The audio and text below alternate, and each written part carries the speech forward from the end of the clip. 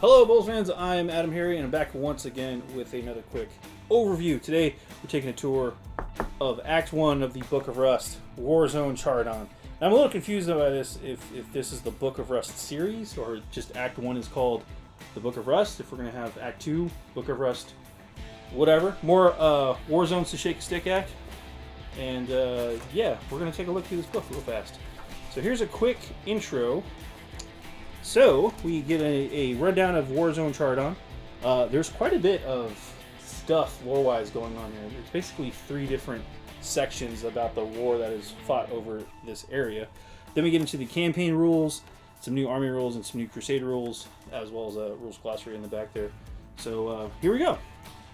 Real fast, the first couple sections are lore, and it's a very back-and-forth kind of a battle. You've got some AdMech action, Forge World Metallica versus some Death Guard action, calling in reinforcements, demons, etc., etc. There's also some other unaligned factions, meaning not Chaos or Imperial, that are also in the mix. So if you play Xenos, Eldar, Dark Eldar, Orcs, Necrons, I think are even involved in this. But basically, this is a lot to do with Typhus has been kind of not ordered, but like, you know, reinforced, or like, you know, Abaddon kind of gave him the old nod, and they're kind of working together. It's a long story. But you do get some really cool maps in the different sections that kind of show things off as the war kind of unfolds into these 3 different sections here. So first you get the Tri-Prong Offensive. This is with Typhus making the moves with his fleet, and then you get the Imperial Response back as well. More maps to show the systems off. It actually kind of tips in the Imperial's favor at one point. They've actually managed to fight Typhus off, except, you know, maybe that was part of his grand plan all along, and then it flips back. Typhus is now looking pretty, and the Imperium's not looking so hot. More map updates, and then that's kind of where we jump in here with the campaign rules. And you can either play through the campaign. There's some missions in here that we'll flip through real quickly that show you kind of how to play the campaign. It's very back and forth, which is kind of fun. It does recommend a campaign master who's going to kind of keep charge of stuff. Players and alliances, this is what I was talking about. You've got your defenders, which is typically your Imperial players.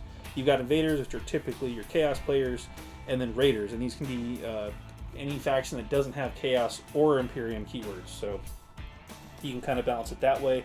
The campaign is recommended to be at a length of time of 2 weeks, 1 game a week, or we recommend each phase of the campaign lasts the following.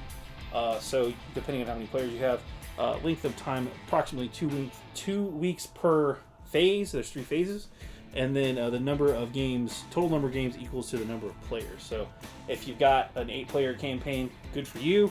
8 games in 2 weeks, divvied up however you want to do it. And what's cool about these is you can play these missions kind of basically whatever sizes you want to. You get different points based on this game size too. There's extra campaign rules in there, kind of guide on how to do this stuff. So, Irradiated Wasteland, Metallican Redoubt, Ascendancy of Entropy. These are different battlefield twists and assets and things like that. And then Secret Orders and all that fun stuff. There's Phase 1. This is the first mission. Phase 2 is the second legendary mission, excuse me. And Phase 3 is the 3rd legendary mission that you'll get in the game. And then we get into the army rules. Now, this is the part I do want to slow down and take a kind of a longer look at. So, first off, we get codex supplements for Metallica, for House Raven, for Cult of Strife. So those are the 3 codex supplements. We also get Armies of Renown for Mechanicus, for Terminus S Assault, that's Death Guard, and then also a Army of Renown for a Imperial Knights, that's the Freeblade Lance. So, what the heck are the Armies of Renown? That's what we want to check out right now. So we're going to zoom in on this section and kind of go through it real quick. An Army of Renown is a specialized force that has earned fame or infamy across the 41st millennium, their experience of which has given its warriors unique skills to use on the battlefield, yada yada yada. You can use this for anything, by the way. You don't have to, this can be match play, campaign play, crusade play, whatever. You can use it in Crusade Force, but again, these are specialist attachments. To use an Army of Renown, you do need to match the requirements, but you also have to actually choose to run an Army of Renown. If you build an army list that just so happens to be matching an Army of Renown, you don't get the benefits unless you specifically say, I am running this Army of Renown. So, yeah, just a heads up on that one. So the first Army of Renown that we're looking at here is the Mechanicus Defense Cohort. Again, very specific restrictions. All units in your army must be Adeptus Mechanicus and drawn from the same Forge World, and your army cannot include any Scutari units. So very specific there on how to do it. You do get some benefits. You get to gain the keyword Mechanicus Defense Cohort keyword. You have access to these command traits and relics and stratagems and such. Your Cataphren, Breachers, Destroyers, Servitors, and Castellan robots also gain the Extremis Sentinel Protocols ability. This is a new ability they gain. I'm not going to read it, but it's basically you get some new benefits there as well. You get a new Warlord trait, you get a new relic, you get some new stratagems. So it's a neat way to, if you're building a specific force and you opt into the theme force of the Army of Renown here, you just get some extra benefits. So it's a neat way to play. Unsure if these are busted or not. Like, we just got the book, so we haven't got to play test anything or really break it down yet. But question we do have about them is how balanced are these going to end up being specifically for match play or even in tournament play? Because again, right now, Mechanicus does not have a current codex. However, they do have a new Army of Renown, so is that going to balance things out? I don't know. We'll find out.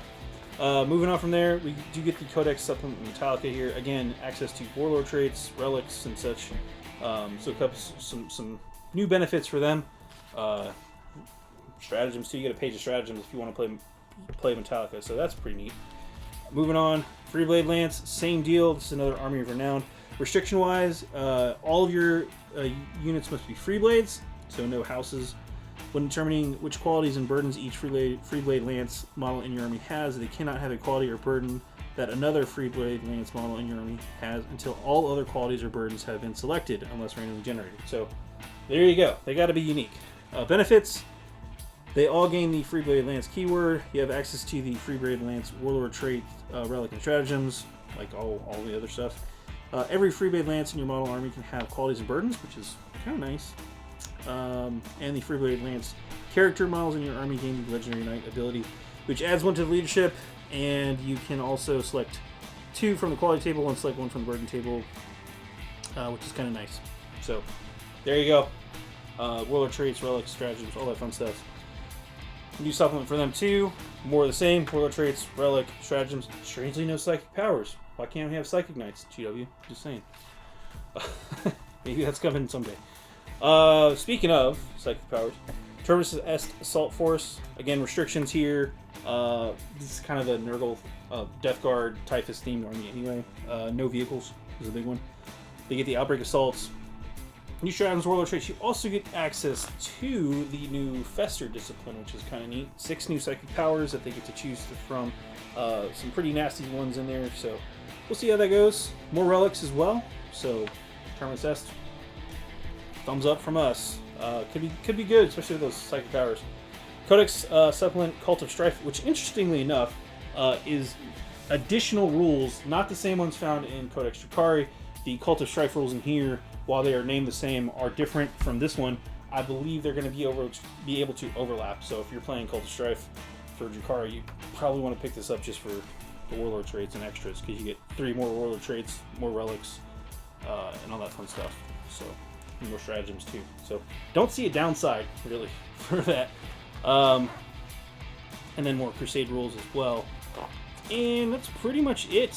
More battle traits from the Crusade rules, weapon enhancements, yada yada, Virulent gifts, and the like. So there you go. Anyway, that has been Warzone Charadon Book of Rust Act 1 quick tour.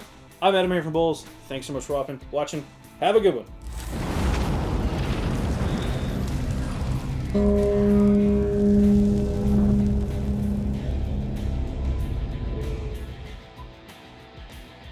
Click to subscribe. check out more videos. And thanks for watching.